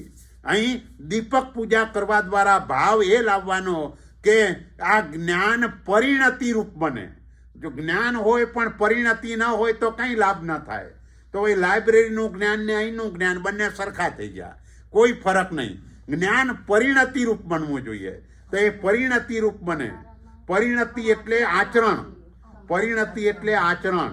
જે પણ જાણીએ તે પ્રમાણે આપણો જીવનની અંદર આચારમાં પરિણામ પામે એને પરિણતિ કહેવાય. અને એટલે જ પુખ્ખરવર સૂત્રમાં આપણે બોલીએ પફોડીય મોહ જાલસ, એ જ જ્ઞાન કામનું છે કે જે જ્ઞાનથી આપની મોહની જાળ ભેદાઈ જાય, જે જ્ઞાન આવે ને મિથ્યાત્વનો અંધકાર દૂર થાય, જે જ્ઞાન આવે અને ક્રોધ, માન, માયા, લોભરૂપ 4 કષાયો માંથી ક્ષમા, નમ્રતા, સરળતા ને સંતોષ તરફ જીવ આગળ વધે. જે જ્ઞાન આવે ત્યારે વેદ મોહનીય કર્મના ઉદયના બદલે નિર્વિકાર મન પ્રાપ્ત થાય. જે કર્મ એવી રીતે જે ક્રિયા કરવા દ્વારા કરી અને રતિ અરતિ આદિના પરિણામો ઊભા ન થાય. કારણ કે આજે આપણે રતિ અને અરતિમાં સમજીએ છીએ, પણ આગળનું જનરેશન આમાં સમજવાનું નથી. એ તો એમ કહેશે ભાઈ ખાવાનું સરસ બનાવ્યું તો સારું જ કહેવાય ને, એને ખરાબ કેવી રીતે કહેવાય? તો સારું કીધું એ રતિ થઈ ગઈ. કોઈએ સારા કપડાં પહેર્યા હોય તો આપણને જોઈને આનંદ તો થાય ને, આપણને ખરીદવાનું મન તો થાય ને, પણ એ પણ મોહ છે, એ પણ કર્મ છે, એ પણ નો કસાય છે, એ પણ કસાયને ઉત્પન્ન કરનાર છે, એ પણ લોભને ખેંચીને લાવે છે. એટલે આ રીતે જે સૂક્ષ્મ રીતે વિચારીએ તો આજે સહજ રીતે જ આપણે આવી ભાષાઓનો પ્રયોગ કરતા હોઈએ તો ત્યાં પણ કર્મ આવે છે. એટલે દીપક પૂજાના માધ્યમથી આપણે એ વિચારવાનું છે કે આ જ્ઞાન મારા આચારમાં પરિણમે, મને આચારની પ્રાપ્તિ થાય. એટલે એ ભાવથી આપણે પરમાત્માની દીપક પૂજા આ રીતે કરવાની છે. એટલે ધૂપ અને દીપક એ પણ આપણે અગ્ર પૂજાની અંદર એની ગણતરી કરીએ છીએ. અને ત્યાર પછી અક્ષત, નૈવેદ્ય ને ફળ, એ 3 પૂજા આપણે કરી લઈ. હા વાંધો. હા, અક્ષત, નૈવેદ્ય ને ફળ, આ 3 પ્રકારની પૂજામાં જો અક્ષત પૂજામાં પણ આપણે સાથીઓ ચોખાનો જ કરીએ છીએ. તો એનું કારણ શું? આમ મૂળ ડાંગર છે, પણ ડાંગરને વાવવાથી ફરીથી ઉગે માટે ડાંગરથી સાથીઓ નથી કરતા. ડાંગરમાંથી ચોખા નીકળી જાય પછી એનો સાથીઓ કરીએ. એને જેમ એ વાવવાથી ફરીથી ન ઉગે એમ આપણે પણ ફરીથી સંસારમાં ઉગવું નથી, એટલે કે જન્મ લેવો નથી. આપણને આ જે જન્મ મળ્યો છે તે અજન્મા બનવાની સાધના કરવા માટે મળ્યો છે. એટલે એના બદલે આપણી જન્મની પરંપરા વધે એવું કોઈ પણ કાર્ય આ જન્મની અંદર આપણાથી કરી શકાય નહીં. તો અક્ષત પૂજામાં એટલે જ આપણે ઘઉં, બાજરી, જુવાર એનો સાથીઓ નથી કરતા, ચોખાનો જ કરીએ છીએ, કારણ કે બાકીના બધા વાવવાથી ફરીથી ઉગે છે, આ ઉગતું નથી. હવે આમાં પણ ઘણી વખત ઘણા લોકો કે ભાઈ પહેલાં ઉપર ઢગલી કરવાની, પછી દર્શન જ્ઞાન ચારિત્ર, પછી નીચે. કોઈ કે ના ભાઈ પહેલાં નીચે, પછી વચ્ચે, પછી ઉપર. આમાં પણ આવો કોઈ ક્રમ નથી. તમારી જે ભાવના છે એ ભાવનાને એ રીતે જોડવાની છે. ધારો કે તમે પહેલાં નીચે એ રીતે કર્યું તો 4 ગતિરૂપ આ સંસારની અંદર મને સમ્યક દર્શન, સમ્યક જ્ઞાન અને સમ્યક ચારિત્રની પ્રાપ્તિ થાય, અને એના દ્વારા હું સિદ્ધ પદની પ્રાપ્તિ કરું. અને કોઈ સિદ્ધશિલા પેલી કરે તો આ મારું લક્ષ્ય છે. એ લક્ષ્યને પામવા માટે દર્શન, જ્ઞાન અને ચારિત્ર જોઈએ, અને એ ગુણ મને 4 ગતિમાં પ્રાપ્ત થાય. તો આ રીતે તમે કરી શકો. એટલે 4 ગતિ, પણ 4 ગતિમાં બધે ત્રણેયની પ્રાપ્તિ થતી નથી. 4 ગતિમાં કોમન સમ્યક દર્શન અને જ્ઞાન આ 4 ગતિમાં પ્રાપ્ત થઈ શકે. ચારિત્ર એ માત્ર ને માત્ર મનુષ્ય જન્મની અંદર જ પ્રાપ્ત થાય. એટલે આ જન્મની અંદર આપણો વધારે પુરુષાર્થ ચારિત્ર માટે હોવો જોઈએ. ટૂંકમાં ચારિત્ર ન પણ પડાય કે ન પણ સ્વીકારાય તો પણ આચાર પાલન વધારે સારું થવું જોઈએ. જો આચાર પાલન સારું થાય તો આપણું ચારિત્ર મોહનીય કર્મ તૂટે. કોઈ પણ પ્રકારનું પરમાત્માએ જે પ્રમાણે જે આરાધનાઓ કરવાની કહી છે તે પ્રમાણે આરાધના કરવાનો ભાવ રાખીને આરાધના કરતા હોઈએ. પછી ભલે એમાં અતિચાર પણ લાગતા હોય, પણ આપણું લક્ષ્ય આચાર શુદ્ધિનું છે, અને એ આચાર શુદ્ધિનું હોવાના કારણે એનાથી પણ ચારિત્ર મોહનીય નામનું કર્મ તે ખપતું હોય છે. એટલે ચારિત્ર સ્વીકારાય તો ઉત્તમ, પણ ન સ્વીકારાય તો કેવી રીતે ચારિત્ર મોહનીય કર્મ ઓછું થાય? તો કે એ ઓછું કરવા માટે ગુસ્સાને બંધ કરવો પડે. તમે ગુસ્સો કરો તો એ ચારિત્ર મોહનીય કર્મ બંધાય, કારણ કે 16 કષાય એ ચારિત્ર મોહનીયની પ્રકૃતિ છે. તમે અહંકાર કરો કોઈ પણ પ્રકારનું તો પણ ચારિત્ર મોહનીય કર્મ બંધાય. તમે કપટ કરો તો એ ચારિત્ર મોહનીય કર્મ બંધાય. તમે નવી નવી ઈચ્છાઓ ઊભી કર્યા કરો. કોઈની ગાડી જોઈને નવી ગાડી ખરીદવાનું મન થાય, કપડાં ખરીદવાનું મન થાય, ક્યાંય મોલમાં નવી વસ્તુ જોઈ તો એ ખરીદવાનું મન થાય. આ બધો લોભ કષાય એ પણ ચારિત્રમાં અંતરાય કરે, એ પણ ચારિત્ર મોહનીય કર્મ બંધાવે. એટલે એના માટે થઈને ક્ષમા, નમ્રતા, સરળતા, સંતોષ આ ગુણોનો વિકાસ એ કરતા જવાનું છે. એ ગુણનો વિકાસ થાય તો આ ચારિત્ર મોહનીય કર્મ તૂટે. એટલે મનુષ્ય જન્મમાં મુખ્યપણે આપણે ચારિત્ર મોહનીય કર્મ એને તોડવાનો વિશેષ ઉદ્યમ કરવાનો છે. સમ્યક દર્શન તો પાયો છે જ. 7મી નરકના નારકને પણ વિભંગ જ્ઞાનના કારણે એને પણ ખબર પડે છે કે પૂર્વ જન્મમાં મેં આવા પાપો કર્યા, માટે હું અત્યારે આ કર્મ ભોગવી રહ્યો છું. તે સમયે પશ્ચાતાપ કરીને ત્યાં પણ નવું સમ્યક દર્શન જીવ પામી શકે. 7મી નરકમાં એ નવું સમ્યક દર્શન પમાય. એટલે બાકીની 3 ગતિમાં દર્શન હોય એટલે જ્ઞાન ઓટોમેટિક સમ્યક થઈ જાય. એટલે આપણે આ જન્મમાં વિશેષ પુરુષાર્થ દર્શન જ્ઞાનની સાથે સાથે ચારિત્ર માટે, પણ એ ચારિત્ર માટે પણ એ ત્યારે થાય કે જ્ઞાન પરિણતિ રૂપ બને તો જ ચારિત્ર અંગેનો પુરુષાર્થ થાય. જ્ઞાન પરિણતિ રૂપ ન બને તો ચારિત્ર અંગેનો પુરુષાર્થ આપણો થાય નહીં. એટલે અક્ષત પૂજા એ કરતી વખતે આપણે દુહા બોલીએ છીએ, શુદ્ધ અને અખંડ. બસ એવા અક્ષત લાવીને પરમાત્માની પૂજા એના દ્વારા સ્વસ્તિક આપણે આલેખવાનો હોય છે. અને એ અક્ષત પૂજા પછી નૈવેદ્ય પૂજા. નૈવેદ્ય એટલે આપણી આહાર સંજ્ઞા એને ટાળવા માટે. જ્યાં સુધી શરીર છે ત્યાં સુધી આહારનો ત્યાગ થવાનો નથી. શરીર છે એટલે આહારની જરૂર પડશે, પણ એની સંજ્ઞાને દૂર કરવાની છે. 4 સંજ્ઞાઓનો વળગાડ આપણને અનાદિકાળથી છે: આહાર, ભય, મૈથુન અને પરિગ્રહ. તો આહાર સંજ્ઞા એટલે જે ખાવાની લાલસા છે એ લાલસાને તોડવાની છે. એ લાલસા એ ક્યારે તૂટે? આજકાલ બધા એક રેસ્ટોરન્ટમાં જમીને આવે અને એને સારું લાગે તો 4 મિત્રોને કહેતા હોય છે, તો એ તો લાલસા વધે, તમારી આહાર સંજ્ઞા વધારે પુષ્ટ થાય. એટલે જ્યાં સારું ખાવાનું મળે ત્યાં આપણે દોડીએ તો એ પણ આહાર સંજ્ઞા છે. એ સંજ્ઞા ઉપર કાપ મૂકવાનો છે. વિચારવાનું એ છે કે આહાર તમે જીભ ઉપર મૂકો ત્યાં સુધી જ સ્વાદ છે. પછી તમે આંબીલનું ખાધું હોય કે રસપુરી વાપરી હોય, બંનેનું પ્રોડક્શન એક સરખું છે. ક્યાંય જોવાનું પણ મન ન થાય એવું પ્રોડક્શન છે. તો પછી આ ભાવે અને આ ન ભાવે આવો વિકલ્પ એ આપણને હોવો જ ન જોઈએ. આ સારું અને આ ખરાબ આવો વિકલ્પ જ નહીં આવવો જોઈએ. પણ મોટા ભાગે લોકોને સ્વાદિષ્ટ વસ્તુ વાપરવાની ટેવ હોય છે કે જે 1 મિનિટ પણ જીભ ઉપર રહેતું નથી. મૂકતાની સાથે તરત જ અંદર ઉતારી દઈએ છીએ અને એનાથી જે કર્મ બંધાય એ કર્મ 7મી નરક સુધી પણ લઈ જાય. પુંડરીક કંડરીક આ 2 ભાઈઓ ચારિત્ર ગ્રહણ કર્યું, પણ ખાવા માટે થઈને ચારિત્ર છોડ્યું એક ભાઈએ, અને રાત્રે આમ અજીર્ણથી થઈ ગયું. આહાર એટલો બધો વાપર્યો અને મરીને 7મી નરકમાં પહોંચી ગયા. બીજા ભાઈએ ખાનદાનીને સાચવવા માટે એનો વેશ પહેરી લીધો, પણ આ મહાત્મા દીક્ષા છોડી જ ખાવા માટે, અને ખાવા માટે દીક્ષા છોડ્યા પછી આ કારણથી, આહાર સંજ્ઞાના કારણથી છેક 7મી નરકના મહેમાન બની ગયા. એટલે આપણે પણ આ વિચારવાનું છે કે જો આપણે સ્વાદિષ્ટ આહાર એ રીતે વાપરશું તો ઉપવાસનું પ્રાયશ્ચિત આવશે, અને આનો સ્વાદ સારો નથી એ રીતે વાપરશું તો આંબીલનું પ્રાયશ્ચિત આવશે. એટલે બંને રીતે આપણા આત્માને નુકસાન થવાનું છે. એટલે પરમાત્માની સમક્ષ નૈવેદ્ય પૂજા જે કરવાની છે, ખરેખર તો નૈવેદ્ય રોજ આપણા ઘરમાં જે પણ રસોઈ બની હોય એનો આખો થાળ બનાવી અને પરમાત્માની સન્મુખ રોજે રોજ ધરવાનો હોય છે. હવે આપણા ઘરમાં અભક્ષ્ય વસ્તુઓ બનતી થઈ ગઈ, એટલે આપણે પણ આ બધું લાવતા બંધ થઈ ગયા. એટલે નૈવેદ્ય પૂજાનું સ્થાન મોટા ભાગે સાકરના એક ટુકડા એ લઈ લીધો, મોટા ભાગે આપણે એ મૂકી દઈએ છીએ.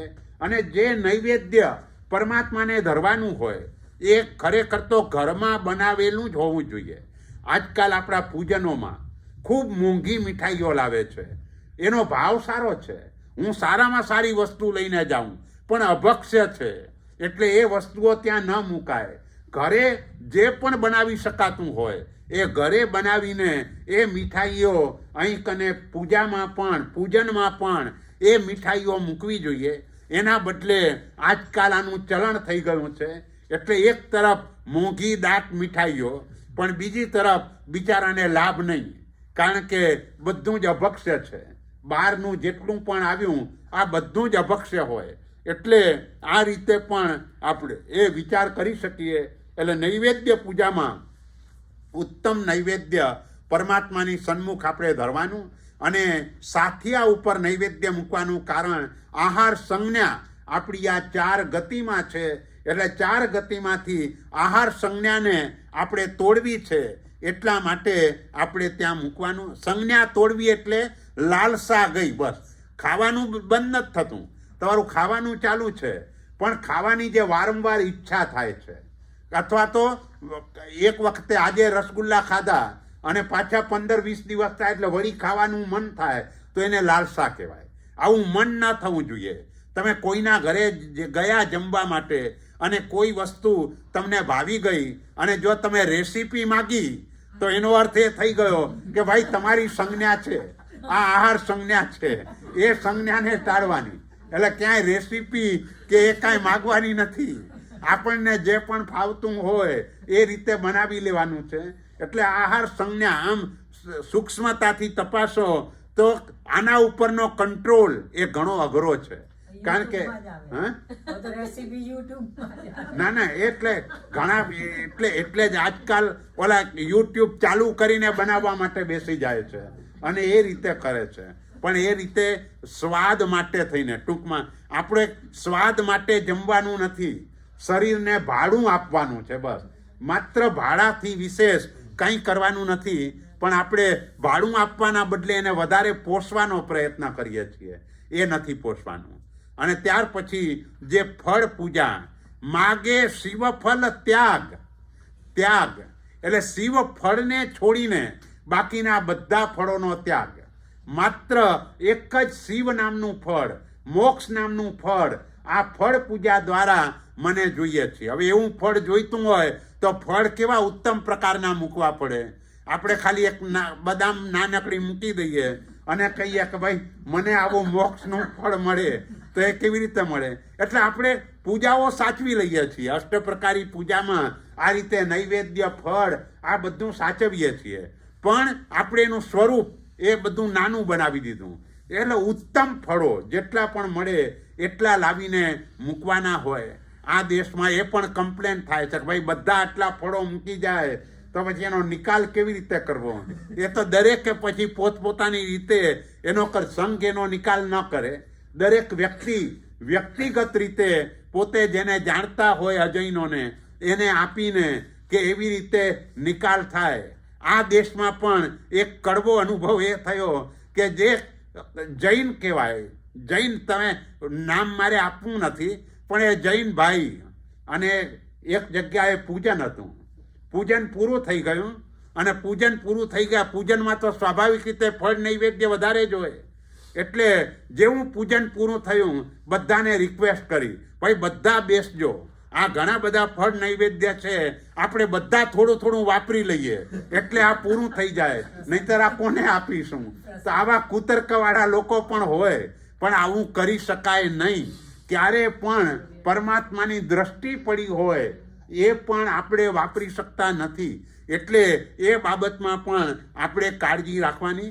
એટલે આ રીતે પરમાત્માની અષ્ટપ્રકારી પૂજામાં ફળ પૂજા એટલે ઉત્તમ ફળ આવી રીતે લાવીને, શ્રીફળ એ ઉત્તમ ફળ કહેવાય.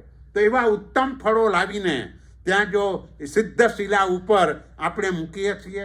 સિદ્ધશિલામાં પણ ઘણા લોકો લાઈન કરીને વચ્ચે ખાલી થોડા ચોખા મૂકે. એવું ન કરાય, કારણ કે સિદ્ધના જીવો આટલા જ ભાગમાં નથી. સિદ્ધના જીવો 45 લાખ યોજનમાં છે. એટલે આખી સિદ્ધશિલા એ રીતે બનાવવાની હોય અને એ રીતે આ પરમાત્માની અષ્ટપ્રકારી પૂજા એના અંગે આપણે સામાન્ય વાત કરી. હવે આવતીકાલે આપણે આગળ જોઈશું. પરમાત્માની આજ્ઞા વિરુદ્ધ બોલાયું હોય તો ત્રિવિધે મિચ્છામિ દુક્કડમ. શિવમસ્તુ સર્વ જગત પરહિત નિરતા ભવન્તુ ભૂતગણ દોષઃ પ્રયાન્તુ નાશમ સર્વત્ર સુખી ભવતુ લોકઃ. બોલો શ્રી મહાવીર સ્વામી ભગવાન કી જય. સર, એક question. આપણે પેલું દર્શન ધ્યાન ચારિત્ર ઉપર બધા પૈસા મૂકીએ છીએ, મૂકવા જોઈએ કે ના મૂકવા જોઈએ? એમાં મૂકે તો કાંઈ વાંધો નથી, વાંધો નથી. કંઈ વાંધો નથી. આપણે બીજા અજયને જો ફળ આપી દે તો એનું પણ પાપ લાગે, કારણ કે એ પણ ભગવાનની દ્રષ્ટિ પડેલી છે. એ પણ કોને બીજા જે અજૈન. હા, જઈને એમાં આપણને કઈ દોષ નથી લાગતો. નથી લાગતું. કોઈને એ પણ લોકો આપણે અભક્ષ વાપરતા હોય અભક્ષ્ય એટલે જો તો એને અપાય? અભક્ષ્ય બે પ્રકારનું હોય. મોટા ભાગના લોકો અભક્ષ્ય વાપરે છે એક રીતે, પણ આ મીઠ વગેરે જે વાપરતા હોય તો એ મોટું ગણાય. એ ત્યાં કને એટલે બને ત્યાં સુધી એવી વ્યક્તિને ના આપતા રીતે આપવું. એટલે એ રીતે રાખવાનું. બાકી તો આ દેશની અંદર અભક્ષ્ય આપણા ઘરોની અંદર પણ વપરાય છે. ભલે અજાણતા વપરાતું હશે કે જે પણ હોય તે, પણ એ રીતે પણ થઈ જતું હોય છે. એટલે આ રીતે અજયને બીજાને આપવામાં વાંધો નથી. તો પરમાત્માની દ્રષ્ટિ પડી હોય તો કેમ વપરાય, કેમ નહીં? નહીં, બસ એટલે આપણે એને જો જે અજૈનોની અંદર જુદી માન્યતા છે કે ભાઈ પરમાત્માનો પ્રસાદ છે એમ સમજીને એ વાપરે છે. આપણે એને દેવદ્રવ્ય તરીકે ગણીએ છીએ. એટલે દેવદ્રવ્ય તરીકે ગણાવવાના કારણે દેવદ્રવ્યના પણ બે અર્થ થાય. એક દેવનું દ્રવ્ય અને એક દેવ માટેનું દ્રવ્ય. આ રીતે પણ બે રીતે અર્થ કરાય. પણ કોઈ પણ પ્રકારનું દેવદ્રવ્ય હોય એ આપણે વાપરી શકતા નથી. આપણે કહીએ ને કર્યું કરાવ્યું ને અનુમોદ્યું, પણ આપણે તો કરાવીએ છીએ એટલે એ પણ ભગવાનની દ્રષ્ટિએ તો પણ બીજા પણ છે, એ બધા સરખા જ છે. તો આપણે એમને ના, ભગવાનની દ્રષ્ટિએ સરખા એમ ના ગણાય. એમ તો બધા જ જીવો સરખા છે. એક દ્રષ્ટિએ જોવા જઈએ તો સિદ્ધ પરમાત્મા એ તો નિગોદના જીવને પણ પોતાના સમાન જ માને છે. એટલે એ રીતે થાય. એ શું થયું? નિશ્ચય દ્રષ્ટિ થઈ ગઈ. આપણે વ્યવહાર દ્રષ્ટિનું પાલન કરવાનું હોય. નિશ્ચય દ્રષ્ટિ હૃદયમાં રાખવાની છે અને બહારથી વ્યવહાર પાડવાનો છે. એટલે નિશ્ચયનું લક્ષ્ય છે અને પાડવાનો છે વ્યવહાર. એટલે ટ્રેનના જે બે પાટા હોય એ સમાંતર જ રહેવા જોઈએ. એક પણ પાટો જો આમ તેમ થાય તો એક્સિડન્ટ થઈ જાય. એટલે વ્યવહાર ને નિશ્ચય બંનેને સાથે રાખીને ચાલવાનું. નિશ્ચય લક્ષ્ય અને વ્યવહારનું પાલન એ રીતે કરવાનું.